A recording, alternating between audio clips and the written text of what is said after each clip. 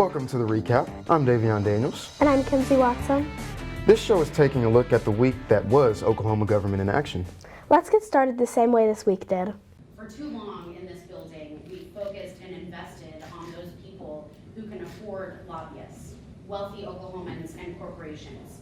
And it's time that we focus on working families, our neighbors. House Democrats unveiled their plans for this session. They are calling their 2020 goals a brand new state plan.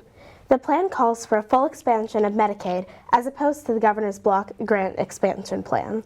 It also includes criminal justice reforms and an increase in education funding aimed at making Oklahoma's per pupil funding the top in the region. And Democrats are again seeking to restore cuts to the earned income tax credit. You can read more about the plan at epicnewsnetwork.org. Public education policy will be an important issue to both political parties this session. Tuesday was the first meeting of the House Education Committee this session. The House approved 6 education bills addressing public schools, including a bill that would allow brick-and-mortar schools to create their own virtual education programs. And the Senate Education Committee approved a bill that would recognize out-of-state teaching certificates. This week also saw hundreds of protesters calling on lawmakers to abolish abortion. The group is calling for support of Senate Bill 13 by Senator Joseph Silk. The bill will outlaw all abortion with no mention of the constitutionality of the plan. The U.S. Supreme Court has already ruled abortion legal in the U.S., and many of Oklahoma's laws aimed at curtailing abortion over the past several years were deemed unconstitutional. The Oklahoma Senate approved a plan to make it easier to arm teachers. Under Senator David Bullard's bill, teachers with a concealed carry license would be allowed to carry guns in school. Local school boards would have to approve a plan before teachers could carry weapons in school, and any plan would also require teachers to take an active shooter class from a law enforcement agency. And now it is time for our Lawmaker of the Week. This week, ENN's Abby Nichols talks with a freshman lawmaker about what's happening with your government. Hi, I'm Abby Nichols, and I'm here with Representative Denise Crosswhite Hader. So, what are the big issues today? Today we had Public Safety Committee. We did not have it last week because of the snow day. It bumped us an extra day, and so we waited till this week, and so we had several bills, a variety of things. We had seatbelt safety. We had financial issues regarding prisoners. We talked about, actually voted to expand allowing smoking on prison property. They'd still be within the prison walls, but they'd still be outside. So a variety of things. We had bills on the floor.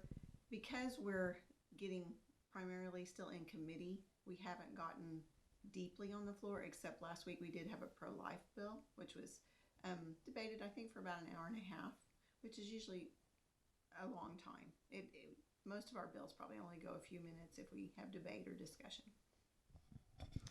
Great. So, what are your personal priorities right now? So for me, it's making sure I'm on top of all the bills that I requested. We're allowed to have up to 8, but that's a lot to manage because that's 8 that we've requested. Then we're going to have senators request bills, and then you have to have a Senate author in order to be able to get those going both ways. And so you might get to have it heard in committee, but if you don't have a Senate author, you can't move it forward. So that's what I've been doing, is making sure that my bills that are going to be heard get an author. So that's what I've been working on today. Yesterday I had a bill. It was proposed by a constituent that is about hotel safety. Just like on the back of the door now, there's information about fire. If there's a fire in the hotel, this is what to do if there's a tornado warning. It's especially for someone that's not from Oklahoma, but even it'll help Oklahomans too. That passed the Business and Commerce Committee yesterday, so I was scrambling today to make sure that I had a Senate author. Okay, so what does a regular day look like for you? It is very funny.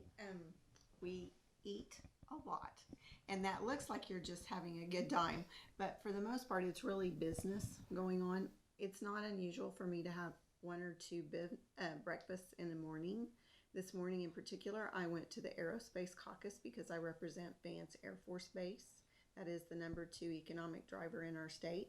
And so all the members that have some kind of connection, and even the ones that maybe not have a direct connection, but they're interested, we have Tinker, we have Vance, even just we have the Aeronautics Commission here in Oklahoma. So that was a breakfast that I went to yesterday. I actually had 4 breakfasts to go to. that were all meetings. I only actually made 3 of them. Because like we had the Credit Union Association here, and then the Labor Department wanted to meet with the freshmen that didn't know what that department did. So that's an example. But anyway, we'll start out with breakfast. Depending on which day it is, you'll either have committees in the morning and session in the afternoon, or vice versa every other day. And then again, at noontime, we have different lunches. Yesterday, I had a rally for some pro-public health choice events, and so they had a rally down on the 4th floor, and then I had my picture taken, which is very nice, got an award, and then I ran to rural caucus because I also have rural areas, and we had a discussion about a bill that was going to be debated this morning on the floor. Thank you, Representative, and now back to you. Thanks, Abby, and thank you for joining us this week. Be sure to like and share this video so you can stay up to date on what's happening at the Capitol. We'll see you next time.